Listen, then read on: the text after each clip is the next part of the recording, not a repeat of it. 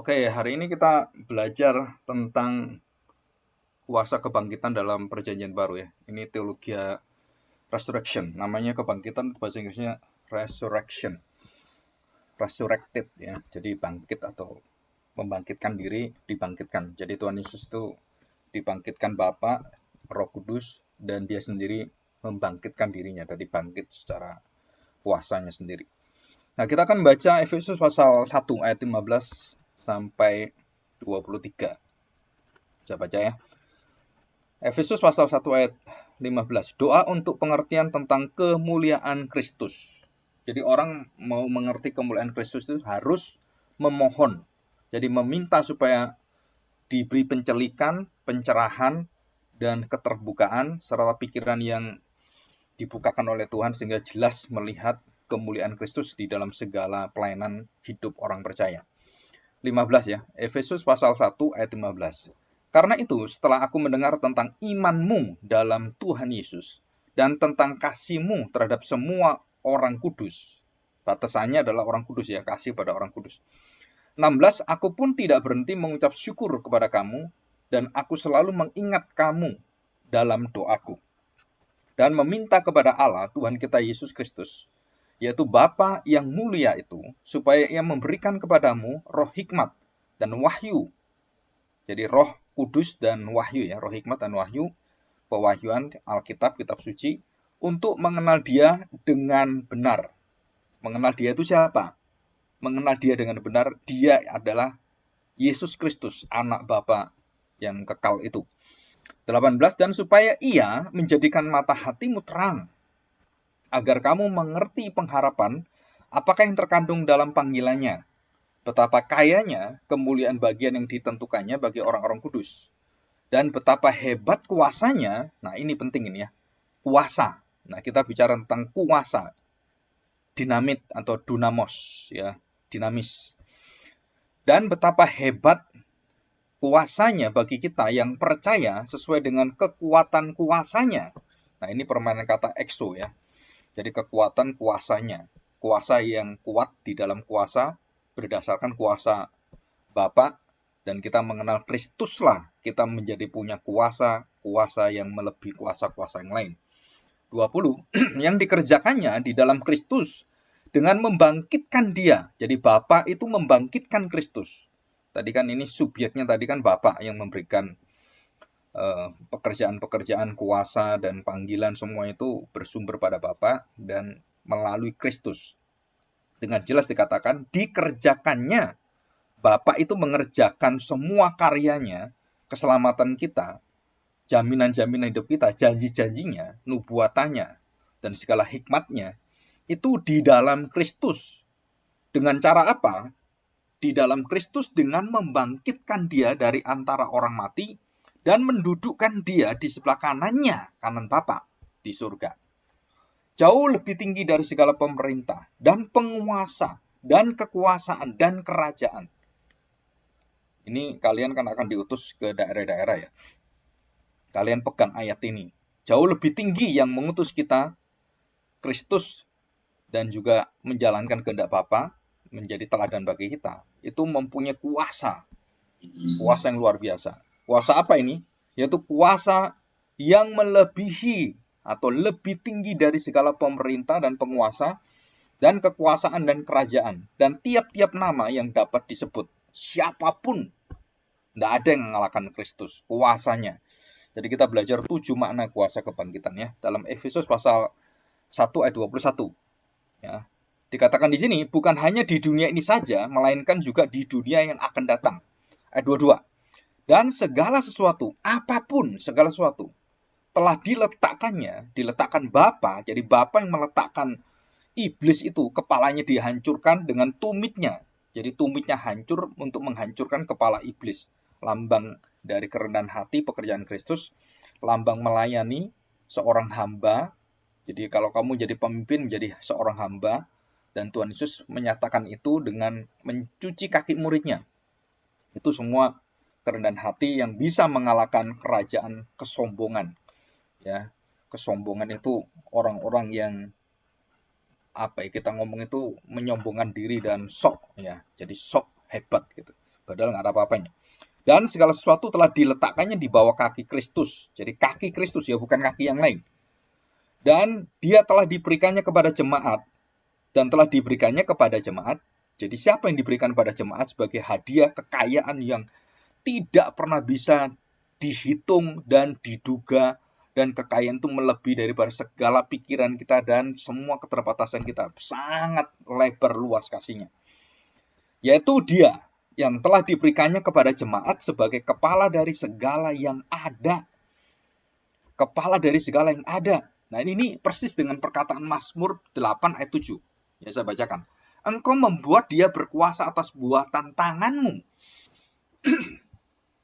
Jadi siapa ini? Mesias ya. Segala-galanya kau letakkan di bawah kakinya. Jadi ini bukan berbicara tentang Daud yang mengalahkan musuh-musuhnya, menginjak musuhnya. Nah, itu secara peperangan mungkin orang bisa menginjak musuhnya gitu. Tapi yang dibicarakan di sini adalah kuasa kegelapan, kuasa kejahatan, kuasa iblis, kuasa dosa, dan kuasa maut. Nah, itu dikalahkan di bawah kaki Kristus. 23 terakhir. Jemaat yang adalah tubuhnya, yaitu kepenuhan dia. Jadi sebagai kepala itu dia memenuhi, mengontrol, mengendalikan, dan memerintah. Terus ya istilahnya mendorong kita, membela kita, menyalibkan seluruh daripada dosa-dosa kita, manusia lama kita, dan Kristus berkarya. Segala-galanya. Jadi kepenuhan dia itu merupakan satu kemutlakan dalam hidup kita sebagai orang percaya. Apalagi kita sebagai hamba Tuhan nanti ya. Jemaat yang adalah tubuhnya, dan kita semua adalah tubuh Kristus. Kita semua adalah gereja perjanjian baru. Yang dipenuhi oleh kepenuhan Kristus. Jadi kepenuhan dia. Yang memenuhi semua dan segala sesuatu. Jadi tidak ada di dalam Alkitab kepenuhan Roh Kudus. Ya, ingat baik-baik. Yang ada adalah kepenuhan Kristus. Kepenuhan Allah yang di dalam Kristus. Jadi kepenuhan Roh Kudus itu secara tulisan langsung kepenuhan Roh Kudus nggak ada. Yang ada kepenuhan Kristus. Nah, banyak orang salah kaprah kemudian mengatakan, wah kita mengalami kepenuhan Roh Kudus. Nah, yang bisa memenuhi kita, yang terus-menerus memenuhi kita secara karya-karya Kristus di dalam diri kita, itu Roh Kudus yang mengerjakan. Tetapi yang memenuhi kita dalam seluruh hidup kita adalah Kristus. Jadi bukan Roh Kudus.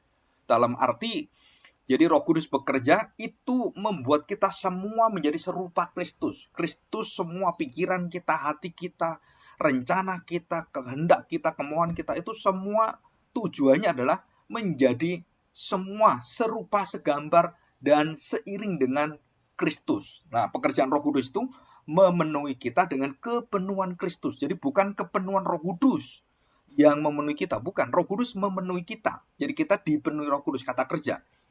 Jadi kata kerja itu bukan kata benda ya. Kalau kepenuhan itu kata benda. Nah, kata benda itu Kristus. Jadi Bapa pun memenuhi kita. Itu nggak bisa langsung. Harus melalui Kristus. Di dalam Kristus. Dikatakan di sini. Di dalam Kristus ya, kita mengalami kepenuhan segala sesuatu, segala hal. Dan termasuk di dalam persekutuan bersama dengan Bapa, Anak, dan Roh Kudus. Ya, jadi ini istilah ini sebenarnya sepele, tetapi banyak orang salah mengerti dan kita sudah mendengar dari kecil kepenuhan Roh Kudus, kepenuhan Roh Kudus. Padahal kepenuhan Roh Kudus itu bukan seperti yang diminta dan dimaksud seperti yang ada di dalam Alkitab. Kepenuhan Kristus. Nah, itu jelas ada kepenuhan dia, kepenuhan Kristus ya yang memenuhi kita. Nah, bagaimana Tuhan Yesus memenuhi semua itu? Nah, dia meminta Roh Kudus untuk bekerja bagi dia dan membawa semua karya dia, ucapan dia, pengajaran dia, dan teladan dia. Nah, itu Roh Kuduslah yang memenuhi kita. Dengan apa? Dengan kepenuhan Kristus. Jadi bukan Roh Kudus memenuhi kita dengan kepenuhannya, bukan. Kepenuhan Kristus. Jadi Kristus yang memenuhi kita dan pekerjaan Roh Kudus memenuhi kita dengan kepenuhan Kristus. Jadi kalau kita ngomong kepenuhan Kristus itu dibawa dan kemudian memenuhi kita semua oleh Roh Kudus. Nah, ini sebenarnya istilah yang sebenarnya ada perbedaan tapi nggak boleh disamakan. Karena masing-masing pribadi Allah punya pekerjaan sendiri-sendiri. Ya, kita nggak boleh campur aduk semuanya.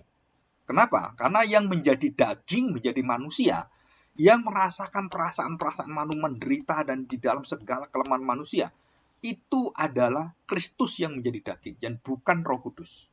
Maka yang bisa memenuhi kita dengan kepenuhan yang sempurna itu adalah kepenuhan tubuh Kristus, daging Kristus, tubuhnya.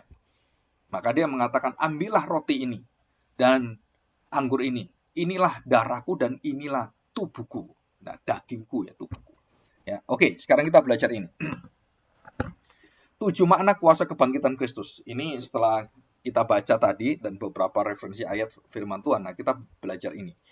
Jadi 7 tingkat pemulihan, peninggian, pemujaan, kehambaan Kristus. Ini juga ada lawannya ya. Jadi kuasa kebangkitannya 7 makna itu pemulihan, peninggian, pemujaan, dan ada 7 tingkatan perendahan hati hidup Kristus.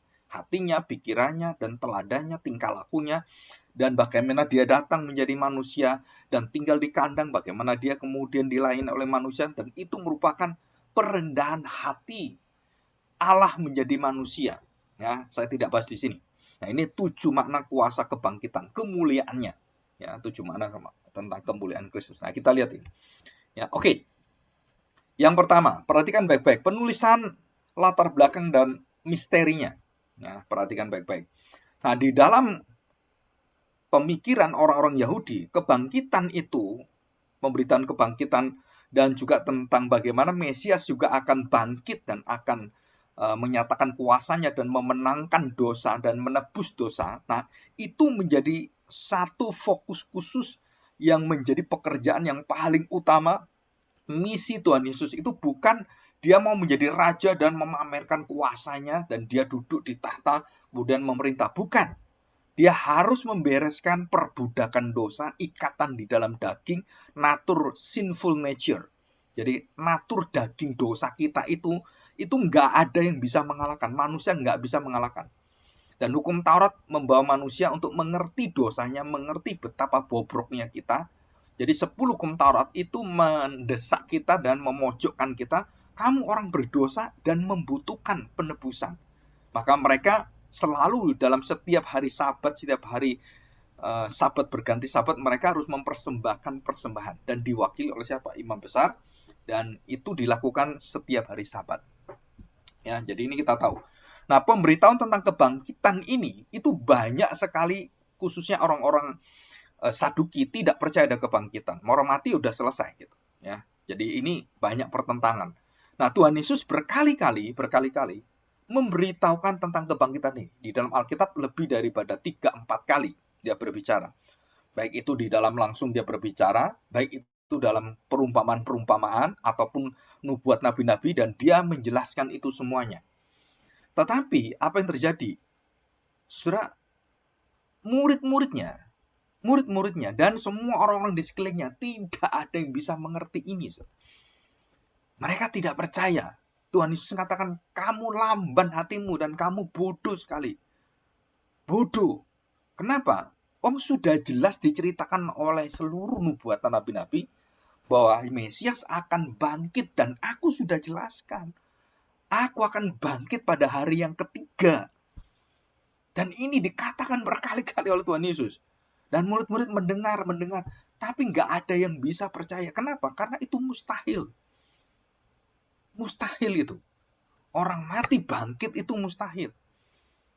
Terus kemudian nggak mati-mati lagi. Bukan bangkit, terus mati suri, bangkit, terus mati lagi. Enggak. Bangkit dan selama-lamanya hidup gak mati-mati. Dan tidak bisa mati.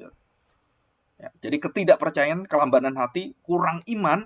Di manakah imanmu? Haruskah imanmu itu ditambah? Nah, murid-murid kan meminta, tambahkan iman pada kami. Nah, saudara perhatikan. Jadi, dari sejak awal, nabi-nabi dikatakan bahwa Mesias akan menjadi manusia dan akan datang itu. Artinya datang itu menetap dan selama-lamanya bersama dengan orang yang ada bersama-sama dengan bangsa Israel.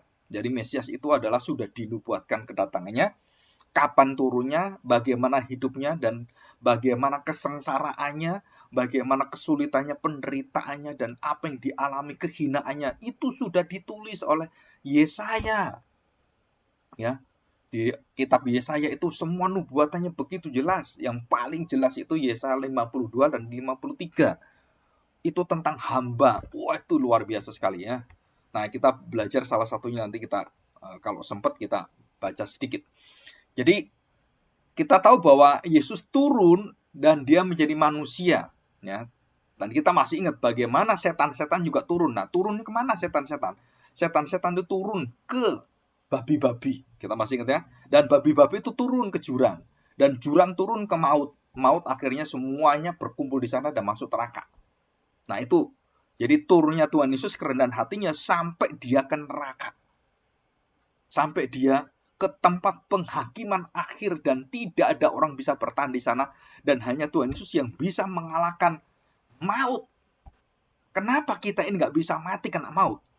Kematian kekal itu kenapa tidak bisa? Karena Kristus sudah menerimanya dan kita akan menjadi kebal. Dan kita tidak akan binasa selama-lamanya. Kematian yang kekal, hukuman yang kekal. Kematian yang kedua bukan kematian kita secara fisik masuk kubur, mati secara jasmania, bukan. Tapi ini mati rohania, mati jiwa kita. Mati roh kita terpisah dari Allah selama-lamanya. Dan itu dialami oleh Kristus.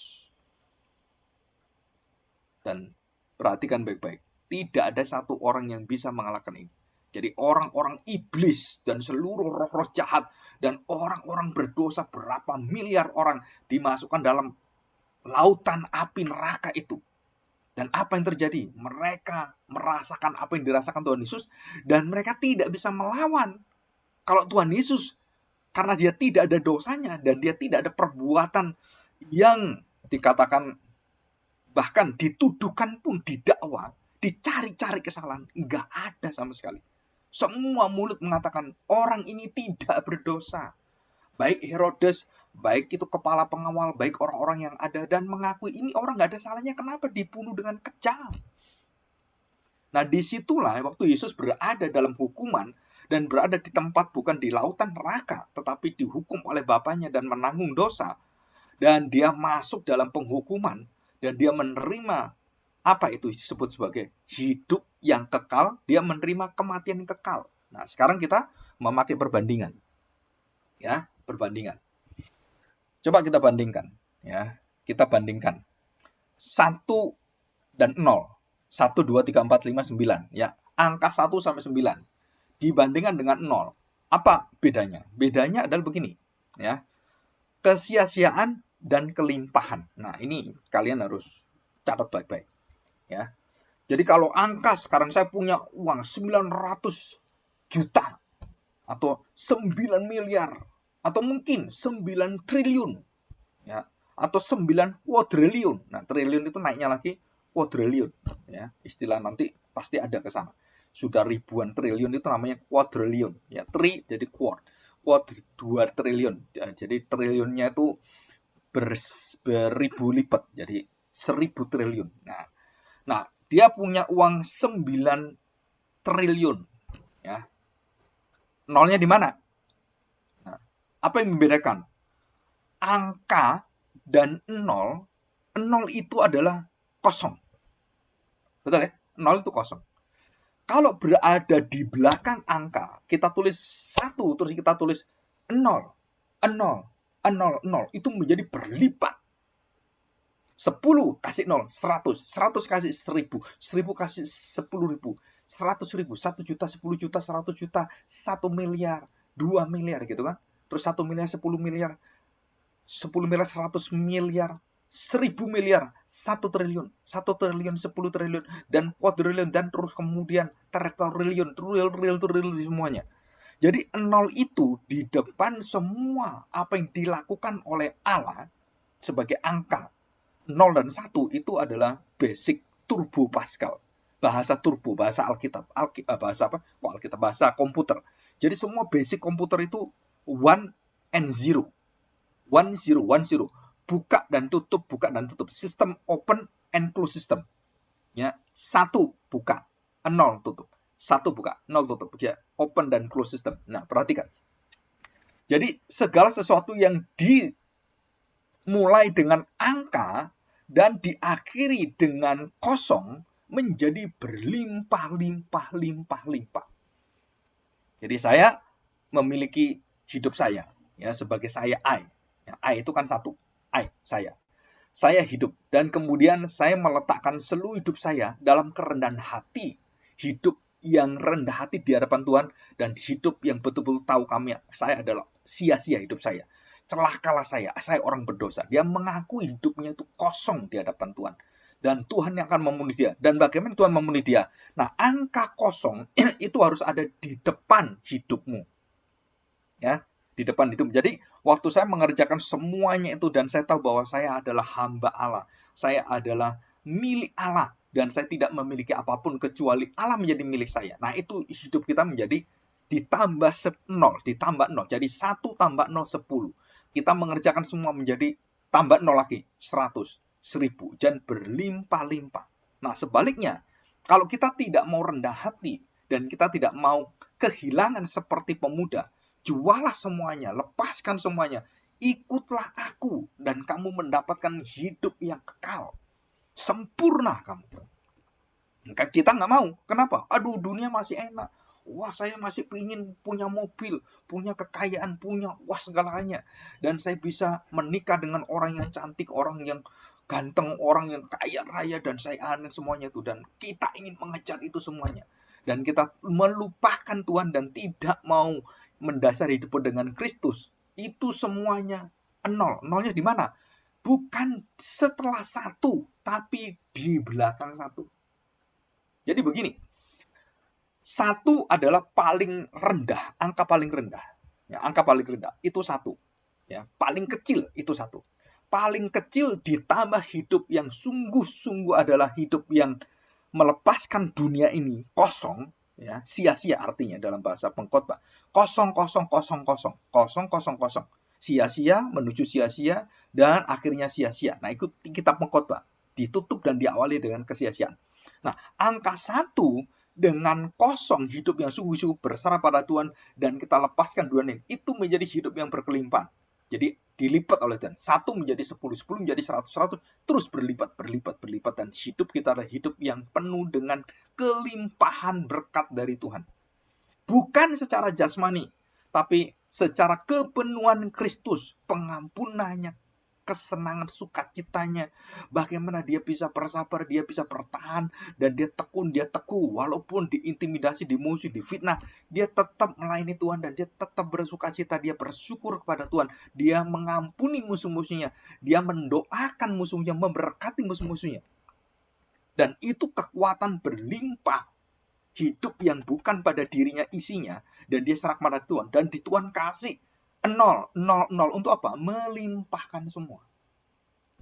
Ya, sebaliknya, kalau angka 0 ini kita taruh di depan dan kita mendepankan diri kita dan kita mau meraih itu semuanya, maka 0 itu oleh Tuhan diganti dan ditempatkan di depan semua angka hidupmu.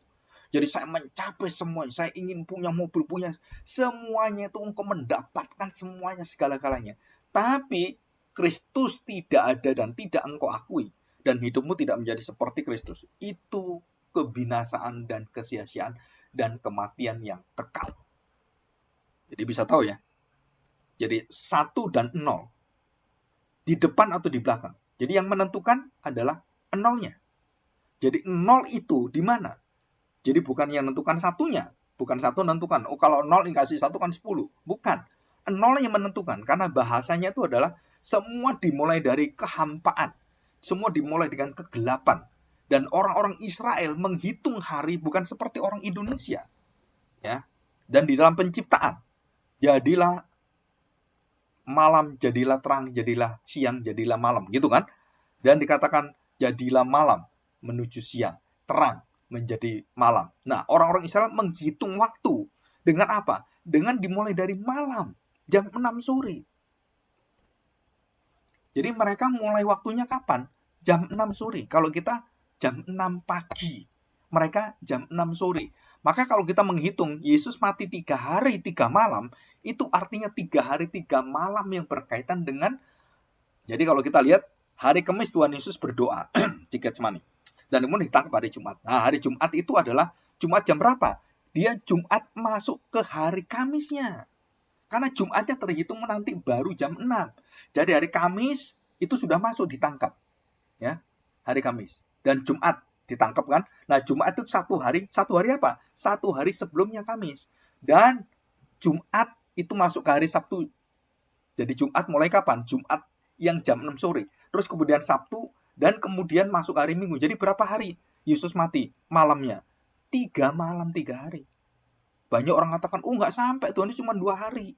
Dia mati cuma 2 malam. Kalau dihitung dari Jumat, kemudian Sabtu, Minggu dia bangkit. Jadi kan cuma 3 hari, 2 malam. Nah, hitung-hitungnya karena kita berpikir secara pikiran orang Indonesia. Dimulai dengan apa? Dimulai dengan pagi. Wah, pagi hari. Kalau kita mulai jam berapa? Hari yang pertama itu jam 12 malam lewat. Ya, menuju kepada pagi. Nah, orang Israel jam 6 sore, dia mulai hitung hari yang pertama. Jam 6, 18.00 lewat 1. Nah, itu hari pertama. Jadi mulai dari mana? Dari mulai datangnya kegelapan. Kalau kita menyongsong siang, barulah itu hari. Nah, ini bedanya. Nah, Alkitab menyatakan bahwa Allah menghitung hari mulai dari kegelapan. Ya, dunia diciptakan mulai dari kegelapan. Orang Israel menghitung hari mulai dari masuk kegelapan, sore hari dan kemudian matahari tidak ada, ya, di situ. Jadi selesai. Ya, oke ya. Ya, oke, kita teruskan. Jadi kita sudah ngerti ini. Selanjutnya kita lihat ini. Yang jadi pertanyaan, kenapa murid-murid itu tidak bisa mengerti? Kalau kita lihat ya, berarti kan mereka tidak percaya pada Tuhan Yesus. Apakah mujizat-mujizat Tuhan Yesus yang didemonstrasikan itu tidak membuat murid itu percaya? Mereka melihat air menjadi anggur, mereka melihat orang-orang lumpuh dibangkitkan dan kemudian bisa berjalan, orang buta terceli, dan bukan 1-2 orang. Dan itu banyak sekali orang-orang seperti itu, bukan 1-2 orang. Mujizat Tuhan Yesus banyak. Kenapa mereka tidak bisa percaya mujizat yang di atas segala mujizat? Nah, perhatikan. Jadi saya katakan kematian Kristus di kayu salib itu tidak bisa dimengerti satu manusia pun. Murid-murid nggak bisa dan semua orang nggak ada yang bisa mengerti. Ini aneh sekali. Tapi mereka bisa menerima mujizat-mujizat. Haleluya, hosana, raja datang. Dan mereka melihat kuasanya luar biasa. Padahal itu bukan yang utama sebenarnya. Itu hanya menyatakan dirinya itu adalah seorang Mesias yang sejati mempunyai kuasa yang luar biasa. Tetapi tujuan Mesias bukan menyatakan mujizat-mujizatnya saja. Tujuan Mesias hidup adalah untuk mati, untuk menderita, untuk mencabut kuasa maut itu. Untuk mencabut, memerdekakanmu, melepas kamu dari perbudakan dosa. Dan sifat dagingmu itu yang membinasakan kamu. Karena dosa Adam itu yang mengikat kamu, kematian yang betul-betul tidak bisa kamu hindari dan mengikat kamu, memperbudak kamu. Itu yang dilepas Tuhan Yesus. Dan bukan mujizat-mujizat itu yang bisa melepasnya, nggak bisa. Mujizat itu hanya bisa penyakit sembuh gitu. Tapi dosa itu hanya bisa dibereskan dengan Kristus, dengan taat rendah hati, menderita, dicambuk, pokoknya ditempel, diludahi, ditampar, ditendang, dan dicaci maki, dan segala-galanya. Seluruh dosa yang ada itu ditimpakan pada dia. Caci maki, cemooh, ejekan, hinaan, itu dihantamkan pada Tuhan Yesus. Dan di sini kita melihat kuasa daripada Kristus waktu dia menjalani ini semua. Nah, ini kenapa nggak bisa dimengerti? Penderitaan salib dan kematian di atas salib. Kenapa murid-murid nggak ngerti? Bahkan mereka bukan hanya nggak ngerti, bukan hanya ragu-ragu, bukan hanya kurang pintar, bukan.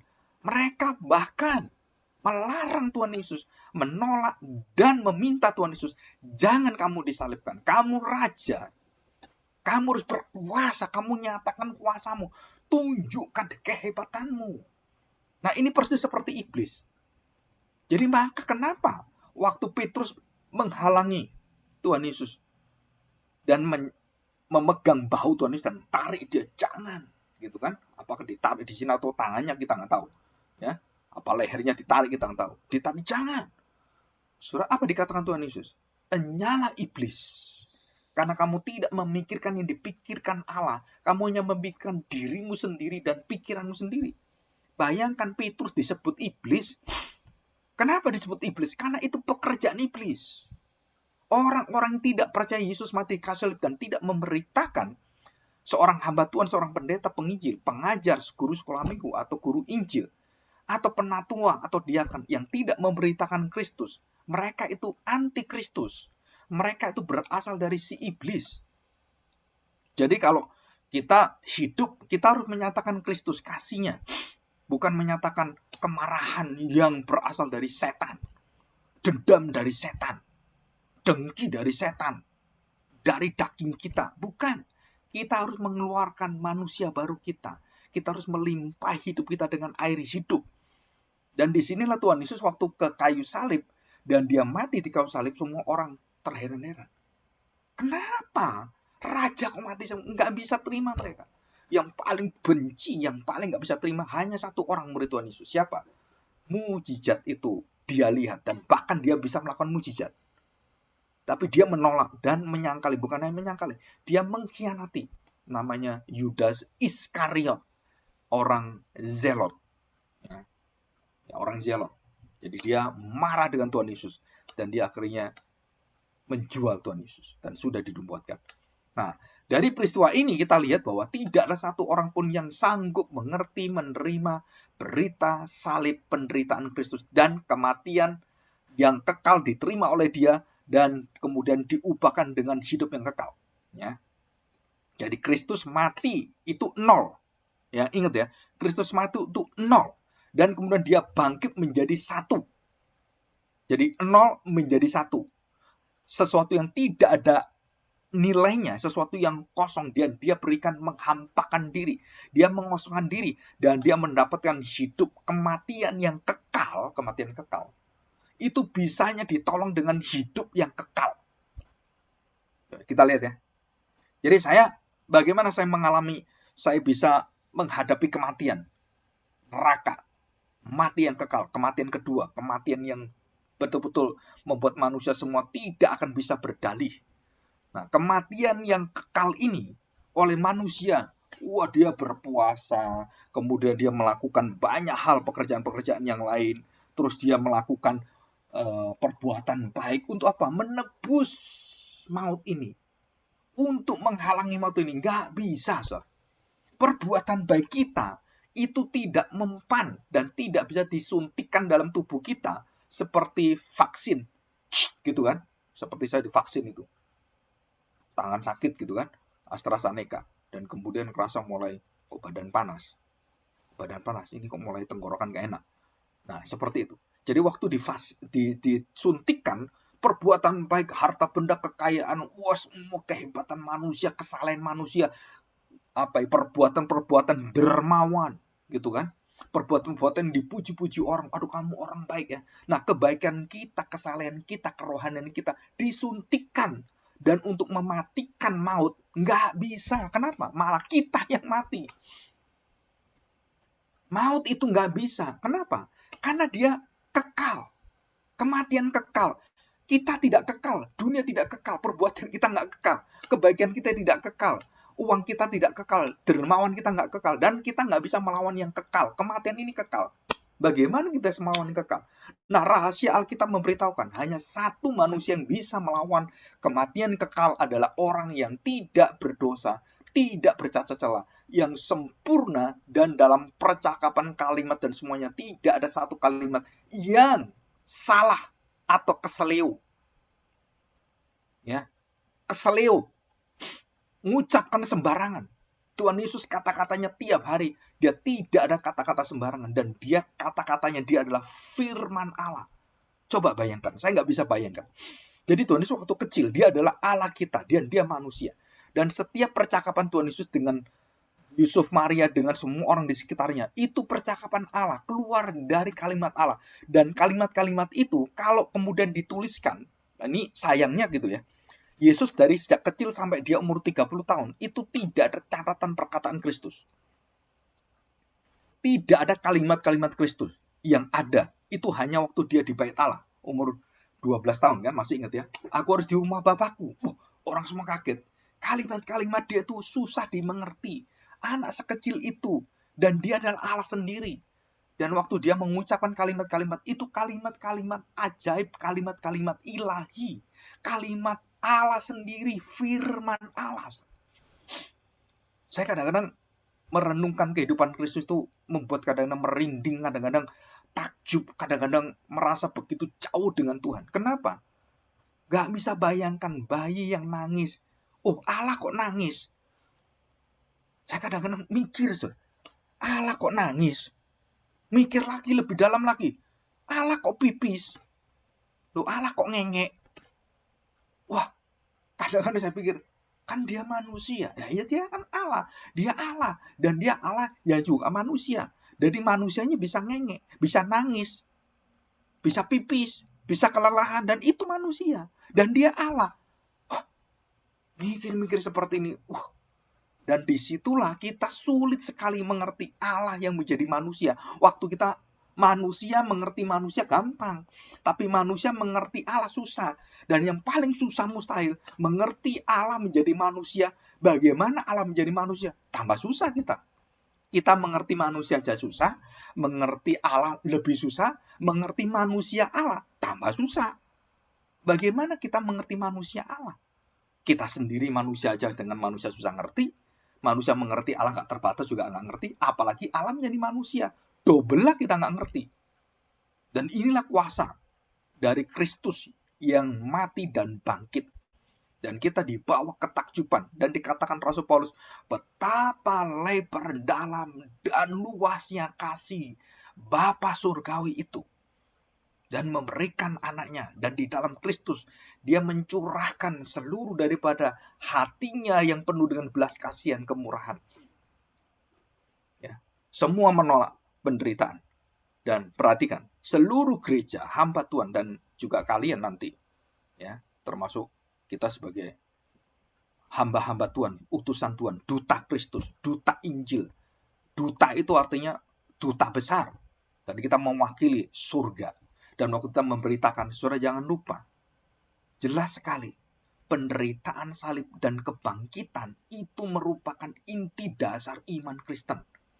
Jika kamu tidak mau memberitakan, aduh Pak, kalau saya memberitakan Yesus mati, dia menderita dan dia... Nah, karena kamu nggak ngerti Alkitab, nggak menggali Alkitab, dan kamu, ya bisanya itu menyenangkan jemaat. Wah, kamu pasti disembuhkan. Wah, kamu hidup pasti enak. Doa, nanti semua masalah beres. Ikut Tuhan itu penuh sukacita. Wah, ikut Tuhan itu luar biasa. Hidup kita akan lancar, nggak ada sakit penyakit. Dan sakit itu akan mental dalam hidup kita. Wah, kita tidak dihinggapi dengan kemiskinan. Kita dihindarkan dari segala sesuatu yang berkaitan dengan pekerjaan-pekerjaan yang merugikan kita. Waduh, kalimat-kalimat itu banyak. Dan bahkan saya dengerin khotbah-khotbah di YouTube orang-orang yang menjadi hamba Tuhan sembarangan yang tidak pernah belajar, tidak pernah mengenal, dan bagaimana caranya mereka untuk meneliti Alkitab dengan baik-baik, dengan disiplin pengetahuan, dengan teologi yang benar, dengan hati belajar, dan mereka itu betul-betul ngawur dan liar. Nah, jangan sampai kita dipengaruhi dengan ajaran seperti ini. Jadi kalian harus hati-hati. Kenapa? Karena ini sudah mengkamiri mimbar gereja Tuhan. Seperti murid-murid tidak ada yang mau. Walaupun lihat mujizat semua. Mereka tidak mau hidup di dalam Kristus seperti Kristus. Dan mereka tidak doyan. Salib Kristus. Penyangkalan diri. Pikul salib. Mengikut Yesus. Mereka nggak mau. Nggak ada yang beritakan ini. Tapi kamu akan sukses. Wah, orang kambing dengar kamu akan jadi kaya. Oh, seneng, nggak peduli Kristen Islam, pokoknya kalau kaya mau saya. Semua orang seperti itu. Ya. Coba kita baca Matius 26. Ya, kita baca Matius 26 ayat yang 32. Demikian. Akan tetapi sesudah aku bangkit, aku akan mendali kamu ke Galilea. Dan dikatakan ya, ayat yang 31. Maka berkatalah Yesus kepada mereka, malam ini kamu semua akan tergoncang imanmu karena aku. Sebab ada tertulis, aku akan membunuh gembala dan kawanan domba itu akan tercerai-berai. Jelas ya? Jadi di sini kita lihat, mereka disuruh nunggu, tapi ingat baik-baik, kamu akan tercerai-berai. Kamu nggak bisa karena seluruh konsep Mesias itu sudah dikamiri dengan konsep-konsep tercampur dengan pengajaran Farisi ahli Taurat yang menutupi. Dan mereka tidak mau menerima ini. Ya, nah ini. Oke, kita lihat sekarang. Kemuliaan Allah turun ke bumi. Ya, kenaikan Tuhan Yesus. Di sini kita lihat. Ya. Perhatikan. Kenaikan Tuhan Yesus membawa kemuliaan yang sempurna. Kita tidak bicara tentang ascension. Ascension itu kenaikan Tuhan Yesus. Kita bicara tentang kebangkitan ya, dan kuasa kebangkitan. Dan kemudian yang kedua, perhatikan saudara. Jadi satu-satunya manusia yang bisa terangkat ke surga dan dia tidak mati dan dia mengalahkan maut dan tidak ada hukuman dalam dirinya karena dia menerima semua hukuman Bapa itu. Nah, dikatakan dalam firman Tuhan dalam kitab Mazmur juga sama, Mazmur pasal 2 dan juga pasal 22, 23, 24, saudara baca itu semua, dikatakan pintu surga berabad-abad itu tertutup. Jadi tidak ada satu orang pun yang pergi ke surga. Saudara dengar ini. Jadi kalau ada orang mengatakan saya ke surga, saya ke neraka, itu omong kosong. Saudara. Kenapa? Yang pergi ke surga, yang betul-betul surga, bukan tempat kita orang-orang yang ditampung sementara waktu kita mati bersama Tuhan di surga. Artinya surga yang nanti diturunkan Tuhan dari surga dari atas dan turun ke bumi itu, Yerusalem yang baru, itu nanti baru terisi dan sekarang belum ada. Kenapa? Karena belum turun Yerusalem dan Yesus belum turun. Jadi semua orang yang mengatakan, oh saya tahu kota Yerusalem begini, itu belum ada, belum ada. Dan maut itu yang bisa terima Tuhan Yesus. Dan kematian kekal itu bisanya dilawan dengan hidup yang kekal. Jadi kekal dengan kekal. Siapa yang menang? Gelap dengan terang. Siapa yang menang? Yang menang adalah hidup, terang. Gelap nggak bisa ngalahkan terang. Begitu terang ada, gelap itu langsung nggak ada. Nah ini secara natur ya, secara natur. Nah yang kedua kita lihat apa yang terjadi dengan Tuhan Yesus. Nah ini yang ajaib sekali. Kita baca Kisah pasal 2 ayat 31. Kisah pasal 2 ayat 31. Nah, luar biasa nih ya. Kisah 2 ayat 31. Karena itu, ia telah melihat ke depan dan telah berbicara tentang kebangkitan Mesias. Jelas kan? Kebangkitan. Bukan hanya kematiannya di dalam dosa, tapi kemenangannya dalam dosa. Nah, itu inti iman Kristen adalah kebangkitan Kristus. Bukan sampai di kematian selesai. Enggak. Kebangkitannya. Mengalahkan maut, mengalahkan kematian. Dikatakan, karena itu, ia telah melihat ke depan dan telah berbicara tentang kebangkitan Mesias. Ketika ia mengatakan, Yesus mengatakan bahwa dia, Yesus, tidak ditinggalkan dalam dunia orang mati. Dan bahwa dagingnya, coba lihat ya, bahwa dagingnya tidak mengalami kebusukan. Daging Tuhan Yesus itu tidak hancur, tidak busuk. Dan kemudian tambah hari semua orang mati kan busuk semua kan. Jadi kulitnya lama-lama jadi coklat kemudian mulai keluar cairan-cairan dan menjadi hitam, kemudian mulai keriput dan kemudian keluar dan mulai busuk baunya dan mulai bakteri-bakteri datang dan semua dan mulai ulat keluar kepompong-kepompong dalam tubuh manusia dan keluar ulat dan itu masuk ke mata kita semua, makan daging kita semua sampai bersih tinggal tulang-tulang. Jadi nanti saya ini kalau mati, kalian nggak akan lihat saya yang ganteng, yang semua orang mati itu jelek semuanya. Kenapa? Tengkorak semuanya. Nggak ada orang mati ganteng seperti Mesir. Ya, kepingin nggak mati dia. Mati pun nggak mati. Coba saya pengen hidup terus-terus. Dan dia kemudian dimumi. Ya kan? Sampai ribuan tahun dimumi. Dan begitu dibuka, akhirnya hancur semua. Nggak bisa. Jadi Tuhan Yesus waktu 3 hari di dalam kubur, dia punya kuasa yang luar biasa apa? Dia tidak busuk dagingnya. Dagingnya tidak busuk. Loh Pak, daging manusia kan pasti busuk. Iya, karena busuknya daging, matinya daging, itu karena dosa dan Tuhan Yesus tidak ada dosanya. Ya, tubuhnya itu menjadi tubuh yang mulia. Dan waktu 3 hari dia mati, ditempatkan dia di kain kapan itu. Dan dia di dalam kubur 3 hari. 1 hari, 2 hari, 3 hari. Dagingnya dikatakan tidak membusuk dan tidak mengalami kebinasaan. Dan ini satu-satunya ayat di seluruh Alkitab. Saudara, saya membaca ini, saya merenungkan itu. Wah, luar biasa. Karena kita baru ngerti bahwa Tuhan Yesus di kubur itu tubuhnya bukan membusuk tetapi berproses menjadi tubuh yang mulia. Bukan tambah kering, kemudian keriput jadi hitam, jadi coklat, kemudian jadi hitam menjadi mulai coklat, jadi mulai ada hijau, mulai jadi kuning, kemudian hancur semuanya. Enggak. Tuhan Yesus tubuhnya. Kemudian mulai 3 hari itu dia mati dan tidak busuk. Dan tubuhnya mengalami tubuh kemuliaan. Dan keilahian dia menguasai seluruh tubuhnya dan tubuhnya bersinar. Saudara, tubuh inilah yang akan menjadi milik kita. Dan nanti kita mati hancur. Dan kita akan diangkat dan dibangkitkan. Dan semua bukan hanya orang Kristen. Orang yang tidak Kristen dibangkitkan. Dan hanya orang Kristen yang diberi tubuh yang baru. Dan ini tubuh yang lama dan tubuh yang akan disiksa selama-lamanya. Dan tubuh yang baru inilah yang dari debu dan tanah yang hancur itu. Kemudian Tuhan perintahkan bangkitlah. Semua tubuh kita yang hancur itu dikumpulkan kembali. Dan kemudian menjadi tubuh yang baru dan diberi tubuh Kristus kemuliaan. Dan bertemu dengan roh kita, dengan jiwa kita. Dan tubuh kita kemudian menyatu dengan tubuh dan roh kita. Jadilah kita manusia baru. Dan tubuh kita seperti Kristus yang bercahaya. Dan pikiran kita penuh dengan kesucian kekudusan. Tidak ada dosanya. Hati kita bersih dan mengalir air kehidupan. Dan tidak ada kotor sedikit pun. Dan seluruh tubuh kita tidak membusuk lagi. Ini luar biasa ini. Ini bukan cerita hayal.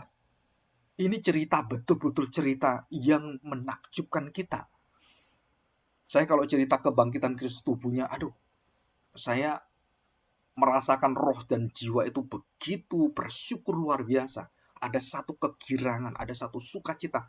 Tuhan, terima kasih, nanti akan bertemu dengan Engkau. Dan kita semua akan diubahkan. Dan kita tidak membusuk lagi. Daging kita seperti daging Kristus. Dan kita tidak membusuk lagi. Dan tubuh kita penuh dengan kemuliaan. Dan tubuh kita bercahaya. Ya, ini luar biasa. Oke, kita lanjutkan. Nah, saudara, Tuhan Yesus mengalami 3 pelantikan ya. Yang pertama, pelantikan akan pembukaan zaman dan pelantikan akan pekerjaan sebagai imam. Ya, seorang imam. Ya, kapan itu pelantikan? Pembaptisan oleh Yohanes Pembaptis. Jadi dia sebagai Mesias, dia dibaptis oleh Yohanes Pembaptis menjadi imam. Engkau seorang imam, baru boleh melakukan pekerjaan pengabaran Injil. Itu harus imam dan umurnya 30 tahun dan harus lulus. Disebut sebagai Farisi. Nah, Tuhan Yesus itu orang Farisi sebenarnya. Ya. Lulus umur 12 bar mitzvah. Kalau perempuan bat mitzvah, ya. Bar dengan bat. Itu bar itu laki-laki, bat itu perempuan. Dan kemudian umur 30 tahun Yesus sebagai orang yang disebut imam Farisi. Ya, Lewi. Nah, ini dia keturunan Lewi juga. Nah, umur 30 tahun itulah dia dilantik oleh siapa? Dilantik oleh Bapa Surgawi dan bukan oleh manusia. Luar biasa ya. Jadi dia dilantik dan dia dilantik kemesiasannya oleh Bapa di surga.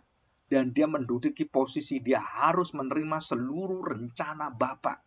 Untuk apa? Mati di kayu salib menebus dosa manusia dan akan dibangkitkan. Dan ini beritanya. Yang kedua, pengurapan oleh seorang perempuan yang menangis karena dia orang berdosa. Dia orang sangat hina. Dan dia perempuan yang pernah dirasuki setan yang banyak sekali. Dan dia menangis, dia bersyukur, dan tangisannya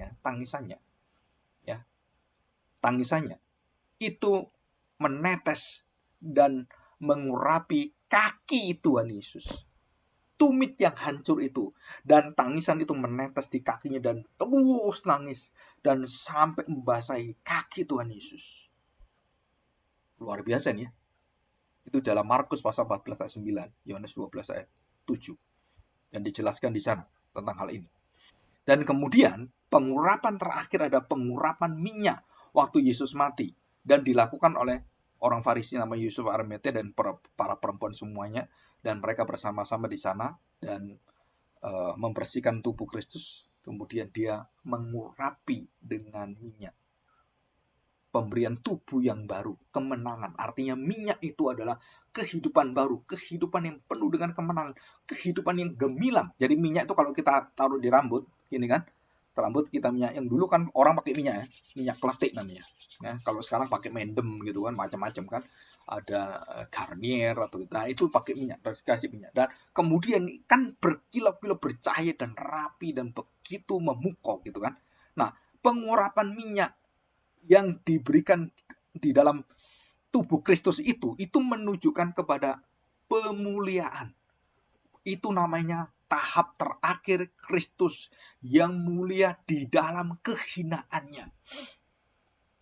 Dan itulah, jadi 3 pengurapan ya. Pengurapan air di Sungai Yordan, pengurapan air mata perempuan berdosa, dan pengurapan minyak. Itu ya.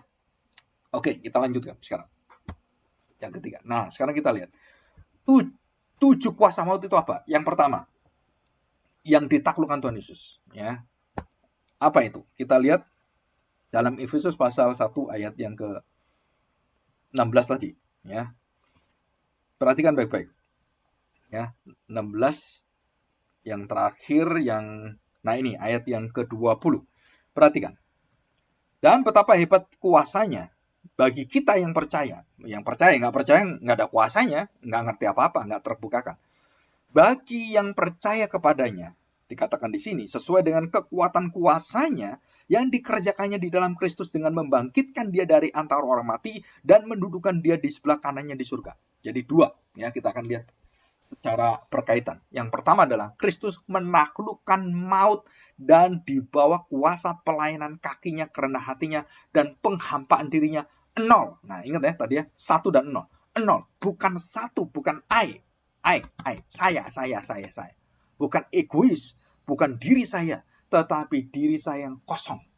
Diri saya yang hampa, diri saya yang tidak memiliki nilai-nilai kekekalan dalam diri saya, yang penuh dengan dosa. Nah, Kristus itu mau merendahkan hatinya.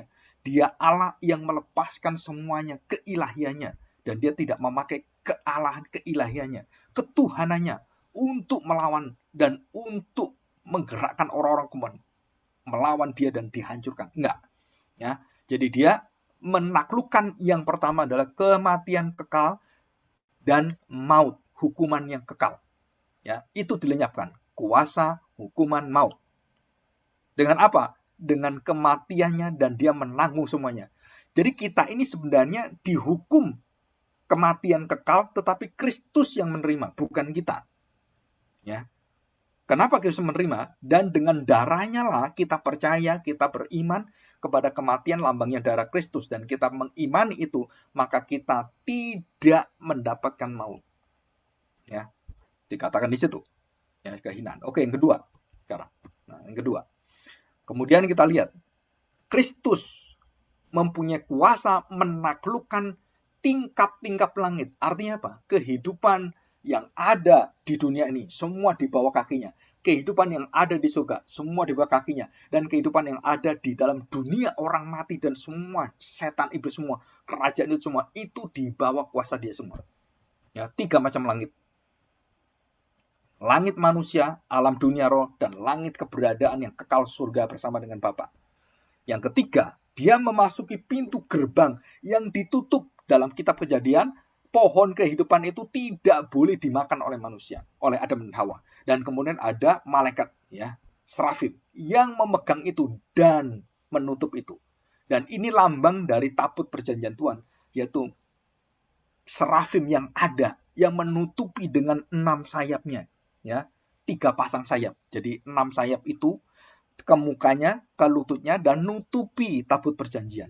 Nah, itu persis sama. Dan ini dibuka oleh Tuhan Yesus. Yang tertutup ribuan tahun dan tidak ada satu manusia yang bisa masuk itu. Tidak ada imam besar yang bisa membuka itu. Dan Tuhan Yesus menyerahkan tubuhnya, darahnya sebagai domba. Dan dia serahkan. Dan dia buka pintu yang berabad-abad tertutup itu. Dan dibukakan. Ya, dalam Mazmur itu ada. Jadi yang ketiga. Yang keempat, Mesias kembali naik tahta di sebelah kanan Bapa. Nah, istilah di sebelah kanan itu artinya bukan lebih rendah, tetapi kanan menunjukkan kesederajatan. Kanan menunjukkan kebersamaan, kesetaraan. Itu artinya kanan. Jadi bukan kanan kiri, kiri jelas kanan. Sampai murid-murid kan juga mengerti nubuatan ini. Pikirnya mereka, wah, siapa yang duduk sebelah kiri kananmu ya?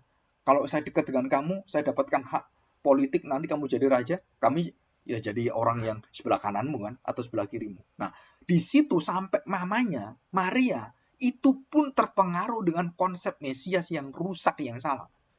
Sehingga dia mendesak Tuhan Yesus karena anaknya, ya saudaramu dong yang paling dekat kamu taruh sebelah kananmu, sebelah kirimu.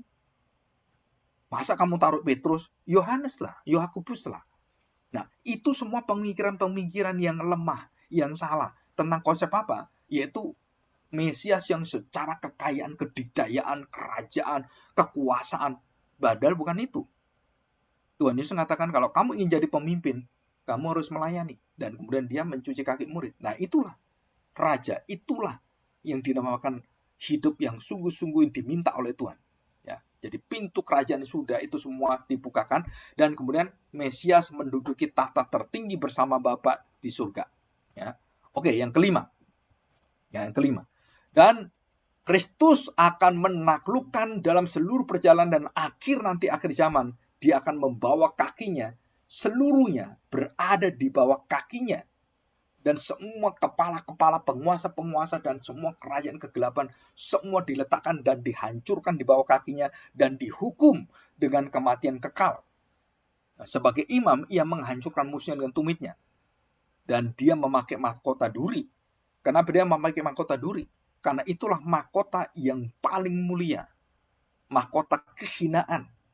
Jadi mulai dari kaki sampai kepala, dari tubuh sampai yang terlihat, sampai semuanya itu ujung-ujung tubuhnya semua mengalami kesakitan dan semua tangan kakimu semua terluka. Jadi mulai dari kepala sampai kaki Tuhan Yesus sampai tumitnya itu semua luka semua. Ya, saya tidak pernah melihat ada satu orang yang terluka seperti itu. Anak mimisan saja, anak mimisan keluar darah hidungnya, mamanya udah bingung, seperti itu. Apalagi Maria lihat Tuhan Yesus di kayu salib. Dia merenungkan, anakku, tapi Allahku. Kamu itu Allahku atau anakku? Bingung dia. Dia lihat sampai gak kuat. Kenapa? Dia anaknya, darah dagingnya dikandung. Tapi dia juga Allah yang kuasa. Maria berdiam gak ngerti. Murid-murid juga sama. Gak ada satu orang bisa ngerti. Tidak ada satu orang bisa tembus kematian dan bagaimana Yesus menderita. Dan Yesus menderita dia sendirian. Tidak ada menemani. Tidak ada yang bisa menguatkan dia. Semuanya meninggalkan dia semua. Termasuk bukan hanya murid-muridnya. Bapak surgawi. Sama. Dalam 3 hari itu. Menanggung dosa. Bapa tidak pernah bisa melihat dosa dalam seluruh hidupnya. Dan dia ingin menaklukkan dosa. Dan disitulah anak, kamu akan menerima murka. Dan dia murkai Tuhan Yesus. Dan dia, tanda petik, binasakan Tuhan Yesus. Bapa seperti Abraham menyembelih anaknya. Dan Abraham tidak jadi, Bapak surgawi jadi. Bapak surgawi binasakan anaknya. Dan itu jalan satu-satunya. Mengorbankan anaknya. Saudara, disinilah artinya. Sebagai raja, dia menaklukkan semua musuhnya dalam kakinya. Dan maut ditaklukkan di dalam kematian dan maut itu. Di dalam kuasa keremukan tumitnya. Jadi, semua di bawah kakinya. Dan yang keenam, seluruh penguasa. Ini Matius 28:18. Jadi seluruh penguasa, semua dikontrol, diatur, dan semua dipegang oleh Tuhan. Dan kita diutus dengan kuasa raja di atas segala raja. Dan termasuk di dalamnya ada gereja-gereja penguasa-penguasa duniawi dan gereja-gereja palsu, pendeta-pendeta palsu, Injil palsu, anti-Kristus, anti-Injil, anti-kebenaran, dan semuanya. Itu semua akan disapu bersih oleh Tuhan. Maka saya berdoa supaya kalian lulus dari MTS. Kalian punya hati sebagai hati hamba kebenaran, hamba Kristus, hamba Allah. Jadi jangan pernah berkompromi. Berita sukacita itu Injil kamu kompromikan. Jangan sekali-sekali. Apalagi kamu membuat ya baik-baik anak-anak ya. Kalau sekolah minggu harus dengar orang tua. Kalau sekolah minggu jangan nyolongan. Itu nggak perlu kamu bisa diajar orang lain. Kamu harus mengajarkan karakter Kristus. Bukan mengajarkan moral di sekolah minggu. Ya, doa yang baik ya, tutup mata. Betul itu semua. Dan agama lain juga sama mengajarkan. Bedanya apa?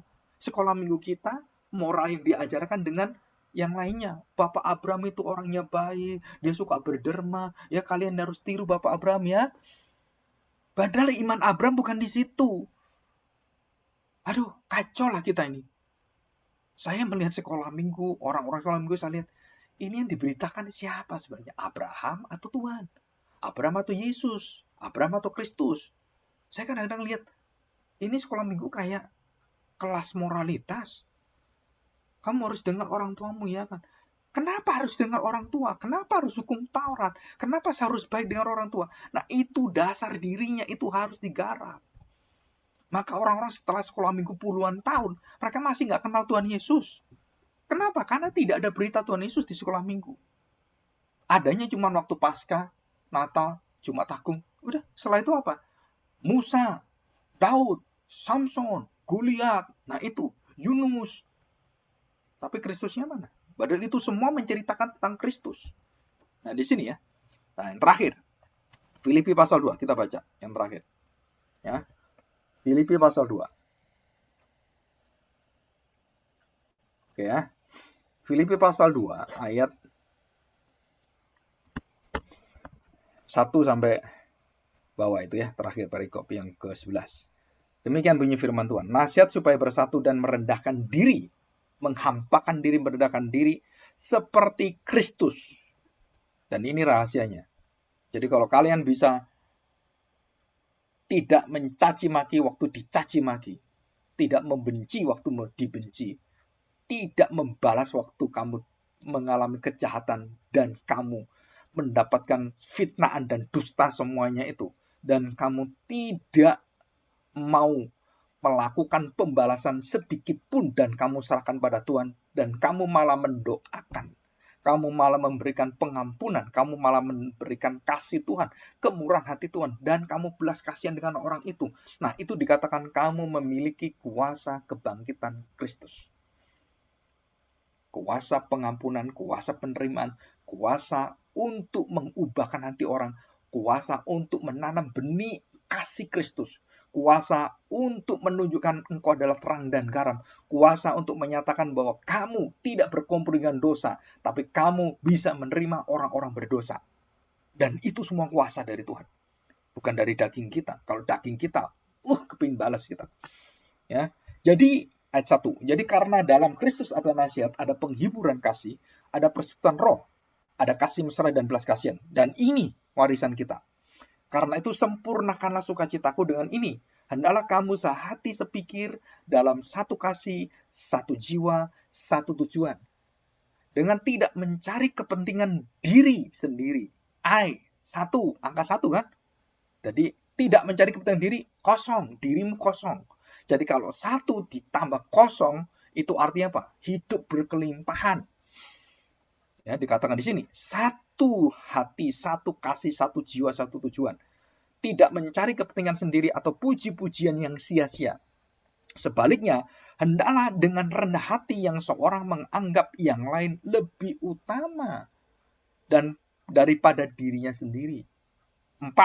Janganlah tiap-tiap orang hanya memperhatikan kepentingan sendiri, tetapi juga kepentingan orang lain. Hendaklah kamu dalam hidupmu bersama menaruh, meletakkan, menempatkan pikiran, perasaan yang terdapat juga dalam Kristus. Pikiran Kristus, perasaan Kristus, semua ada di dalam kepenuhan Kristus. 6. Yang walaupun dalam rupa Allah, dia adalah Allah yang tadi saya katakan. Allah kok nangis, Allah kok pipis, Allah kok ngengek, Allah kok lapar haus. Di sini, walaupun dalam rupa Allah, tidak menganggap kesetaraan dengan Allah itu sebagai milik yang harus dipertahankan. Dia lepaskan. Melainkan telah mengosongkan dirinya sendiri dan mengambil serupa seorang hamba. dan menjadi sama dengan manusia. Dan dalam segala keadaan manusianya, ia telah merendahkan dirinya dan taat sampai mati, bahkan mati, sampai mati di kayu salib. Dan itulah yang membuat dia ditinggikan. Dia mempunyai kuasa lebih dari segala manusia yang pernah berkuasa. Ayat 9. Itulah sebabnya Allah sangat meninggikan dia dan mengaruniakan kepadanya nama di atas segala nama. Supaya dalam nama Yesus bertekuk lutut segala yang ada di langit dan yang ada di atas bumi dan yang ada di bawah bumi. Dan segala lidah, nah ini yang terakhir. Kuasa apa? Segala lidah. Iblis, orang jahat, semua bajingan-bajingan, pembunuh orang Kristen, pembakar gereja. Semua lidah orang-orang itu dan kita semua sama akan mengaku Yesus Kristus adalah Tuhan bagi kemuliaan Allah Bapa kita selama-lamanya. Jadi 7 kuasa lidah yang mengaku Yesus adalah Tuhan Allah, penghakim akhir, juru selamat, penebus. Surah dalam Korintus 15, kita baca ya, 1 Korintus 15, ingat-ingat ya ayatnya, 14 dan 17. 1 Korintus 15, ya 14, atau kalau mau 1 Korintus 15, dari 14, 15, 16, 17. Ya itu semua satu perikop bisa. Ya, cuma supaya ingat. Jadi 14 dan 17 yang saya bacakan.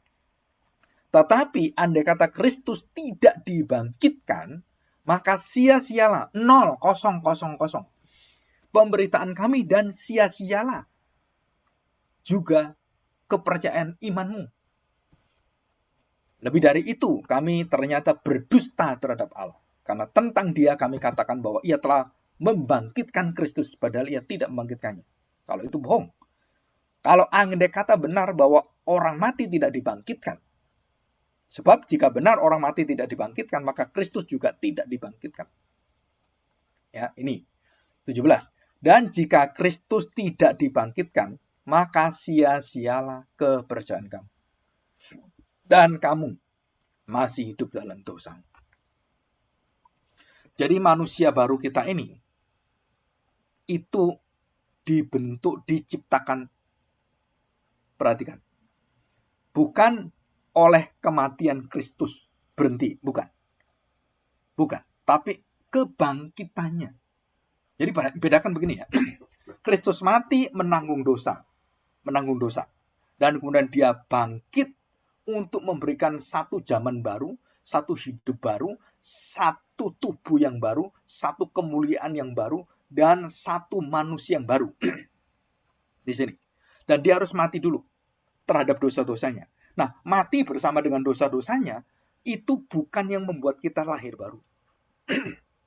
Tapi yang membuat kita lahir baru adalah kuasa Kristus yang sudah mengalahkan maut, dan kebangkitannya inilah yang melahirbarukan kita.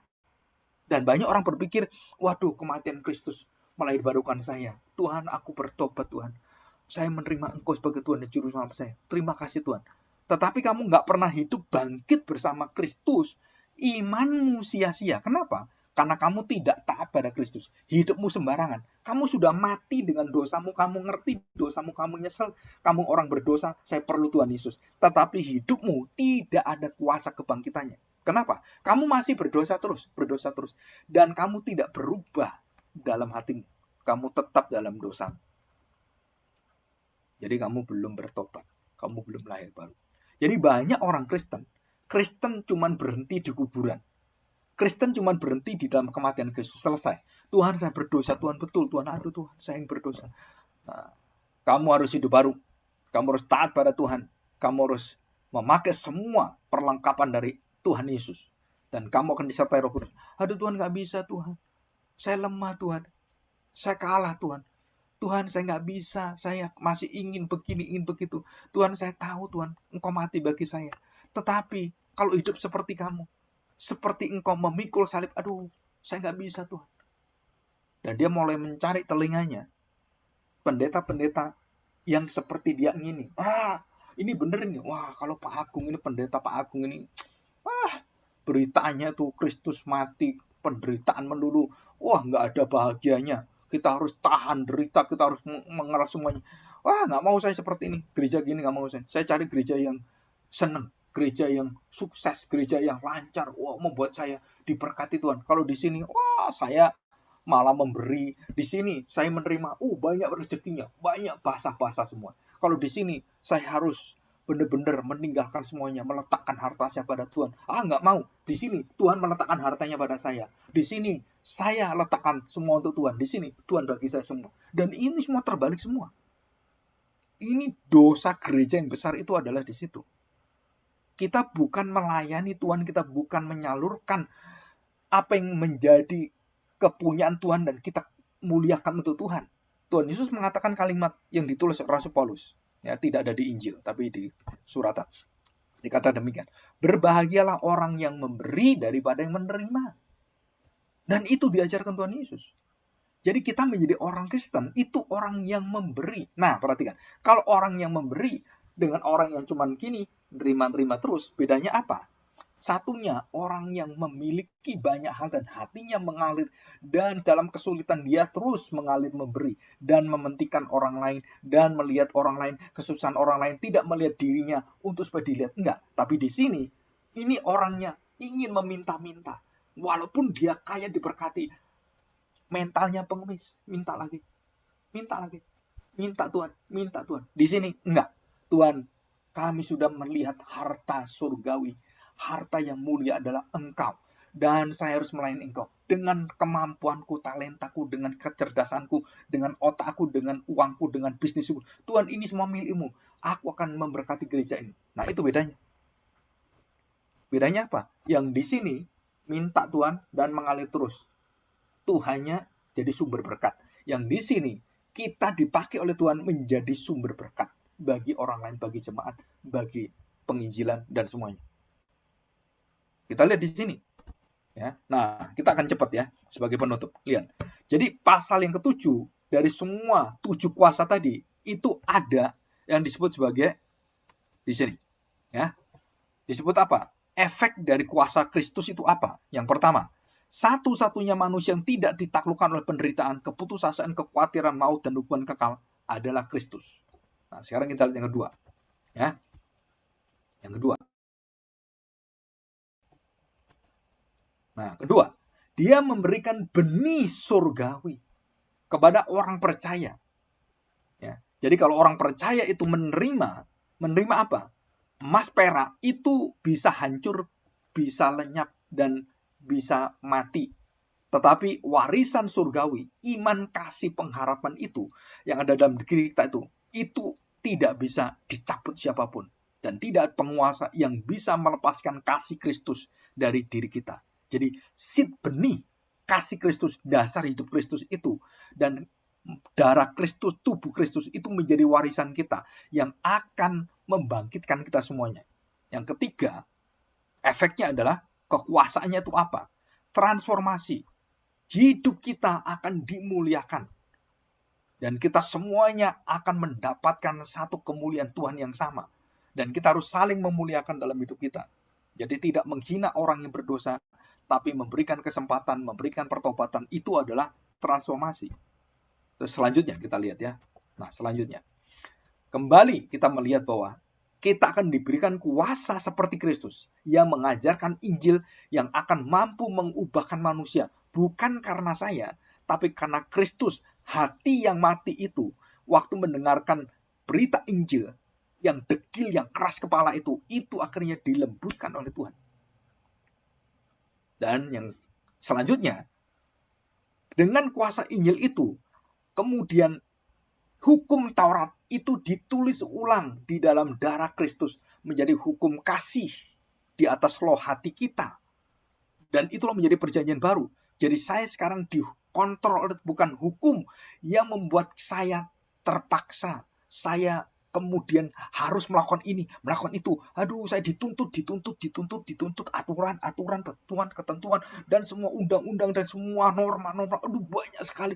Aduh, capek saya hidup seperti ini. Nah, orang Kristen waktu menerima transformasi itu dan menerima Injil dan dituliskan dalam hatinya, dia mengerjakan itu dengan sukacita. bukan karena terpaksaan, dan dia tidak mengeluh, dan dia setia di hadapan Tuhan. Kenapa? Karena Roh Kudus yang menuntaskan, menolong kita. Ya. Dan dialah sebagai membawa kita semua mengerti kemuliaan Kristus adalah kepala, penguasa, pelindung, pengontrol seluruh hidup kita dan mengubahkan kita semuanya. Ya, memampukan kita untuk melintasi semua penderitaan kita. Dan juga dengan Roh Kudus, dia membawa semua orang-orang itu mendapatkan satu kesatuan bersama sebagai tubuh Tuhan.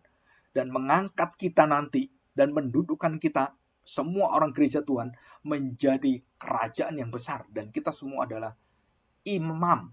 Kita semua adalah raja. Dan kita semua akan menjadi orang-orang yang taat menyuarakan kebenaran. Nabi-nabi Tuhan. Di situ.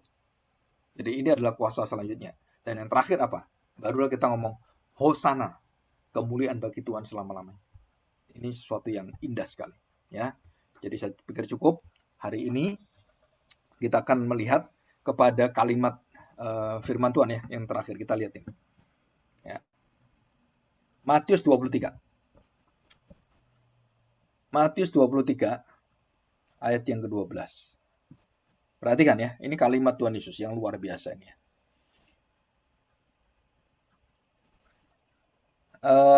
Ayat 23 demikian, pasal 23 ya, pasal 23 ayat 1, coba bacakan. Maka berkata Yesus pada orang banyak dan kepada murid-muridnya katanya, ahli-ahli Taurat dan orang menduduki kursi Musa. Jadi mereka menggantikan Musa. Mereka menduduki kursi Musa yang tidak bisa diduduki oleh orang lain kecuali Musa. Jadi mereka tuh sok menjadi Musaisme ya. Jadi Musaisme, jadi kayaknya kayak menjadi Musa. Wow, kayak seperti itu. Sok gitu ya. 3. Sebab itu turutilah dan lakukanlah segala sesuatu yang mereka ajarkan kepadamu. Jadi ajarannya mereka itu benar. Tapi janganlah kamu turuti perbuatan-perbuatan mereka. Karena mereka mengajarkannya tetapi tidak melakukannya. Mereka mengikat beban-beban berat lalu meletakkannya di atas bahu orang. Tetapi mereka sendiri tidak mau menyentuhnya. Nyentuh aja nggak mau. Dan ini kurang ajar sekali. 5. Semua pekerjaan yang mereka lakukan hanya dimaksud supaya dilihat orang. Nah ini hati-hati pelayanan. Kerohanian yang hanya karena dilihat orang. Aduh nggak enak nggak ke gereja. Gimana nanti pendetanya lihat saya? Bolosan ke gereja. Nggak enak seperti ini. Nah itu bukan orang Kristen. Itu orang Kristen palsu KTP. Ke gereja karena sungkan, karena malu, karena harga diri, karena dilihat orang. Ya, itu hati-hati.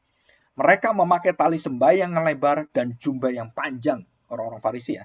Mereka suka duduk di tempat terhormat dalam perjamuan dan di tempat terdepan di rumah ibadat. Wah, dia tuh maunya terdepan terus, terdepan. Rohani, dunia, dia mau dihormati, dihargai. Wah, ini gila hormat ini. 6. Ya, dikatakan di situ 7. Sekarang kita melihat. Mereka suka menerima penghormatan di pasar dan suka dipanggil rabi. Tetapi kamu, janganlah kamu disebut rabi karena hanya satu rabimu, yaitu Tuhan Yesus sendiri. Dan kamu semua adalah saudara. Dan janganlah kamu menyebut siapapun Bapa di bumi ini. Karena hanya satu Bapamu, yaitu Dia yang di surga. Janganlah pula kamu disebut pemimpin. Karena hanya satu pemimpinmu, yaitu Mesias. Jelas ya? Siapa Mesias? Barang siapa terbesar di antara kamu. Nah, saya merasa, saya paling pinter. Wah, saya paling kaya. Saya paling bisa ngatur ini. Saya punya jasa yang besar. Saya bisa melakukan ini. Semua ini ada karya saya. Nah, orang yang seperti ini, perhatikan. Barang siapa terbesar di antara kamu. Diminta apa? Kamu harus menjadi pelayan atau budak. Atau hamba. Ya, 12. Dan barang siapa meninggikan diri, ia akan direndahkan. Dan barang siapa merendahkan diri, ia akan ditinggikan. Nah, baru kalimat celakalah, celakalah, celakalah. Kenapa? Karena apa yang diajarkan Tuhan Yesus, itu terbalik semua dengan orang Farisi ahli Taurat. Mereka munafik, mereka betul-betul menjijikkan di hadapan Tuhan. Dan mereka disebut sebagai ulat beludak. Kamu itu beracun. Kamu itu licik. Wah, itu ular itu licik, beracun, dan berbelit-belit, dan berbelok-belok. Hatimu tidak bisa lurus. Nah, sama ular kan? Kalau jalan nggak bisa lurus. Pakai perut. Serut. Dan dikatakan di sini, Celakalah kamu, hai ahli Taurat dan orang Farisi. Hai kamu orang-orang munafik, karena kamu menutup pintu-pintu kerajaan surga di depan orang. Sebab kamu sendiri tidak masuk dan kamu merintangi mereka yang berusaha masuk. Ya. Jadi orang yang berada di depan akhirnya menjadi yang terbelakang. Yang terdahulu akhirnya menjadi yang terkemudian. Dan Tuhan Yesus mengatakan demikian. Hai engkau orang Farisi, celakalah engkau. Engkau mengajar orang-orang dan engkau berada di depan sekarang, kamu nanti berada di belakang dan kamu akan dibuang oleh Tuhan. Dan ini bukan hanya cita-cita dari orang yang mau terkenal, bukan. Tapi ini adalah kematian yang kekal.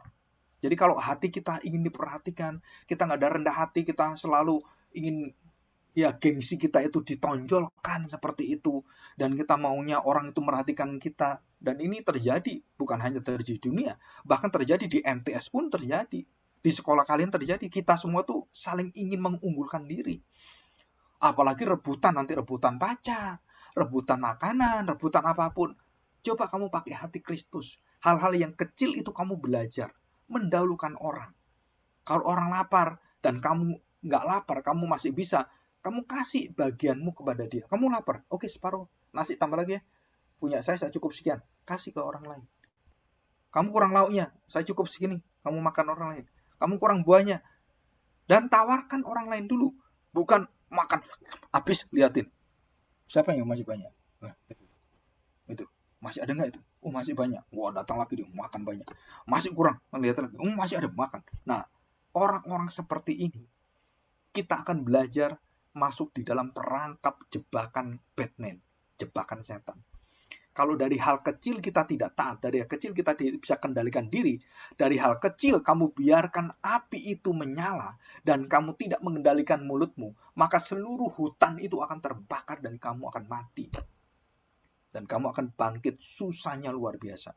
Kenapa? Karena kamu sudah terbiasa dipuja, dihormati, gengsimu tinggi, orang semua, pagi Pak Agung pagi, aduh terima kasih Bapak ya. Memang itu baik secara manusia, tapi itu bisa dipakai oleh iblis untuk apa? Nah, loh, kamu kan orang baik, kamu kan orang bagus, apalagi kamu dipuji orang. Oh, itu ada kebanggaan sendiri dalam hati kita. Waduh Pak, khotbah Bapak luar biasa. Aduh, pengajaran Bapak sungguh-sungguh mengubah hati saya. Terima kasih Pak. Itu kan saya ini kan hamba Tuhan, nggak ada apa-apanya. Omongnya gitu, hati kita, bangga, setan bekerja. Begitu ada orang datang, boleh nggak saya ngomong dengan Pak Agung? Boleh, silakan Bu. Gitu.